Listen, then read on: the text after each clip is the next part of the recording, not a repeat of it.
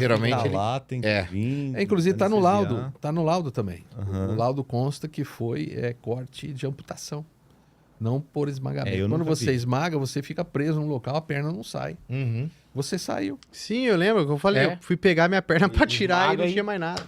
Fica Mas compactado ali, né, na verdade, né? Na clínica, um grande amigo nosso lá, o Maurício, já amigão nosso há 10 anos, ele perdeu as duas pernas logo acima do joelho, transfemoral. Uhum. Dodge Viper lá em Miami também, doido por carro. Aliás, você vai conhecer ele. Aham. E no caso dele, houve um esmagamento com o motor. Ele tirou o carro da concessionária, tinha 1.000 cavalos, sem controle de tração, pista molhada. Foi dar o primeiro acelerador, bateu 60 por hora direto no poste, né? Mas foi esmagamento. Aí teve que serrar, teve que vir anestesista, teve que fazer a cirurgia ali em loco para desprender acidente.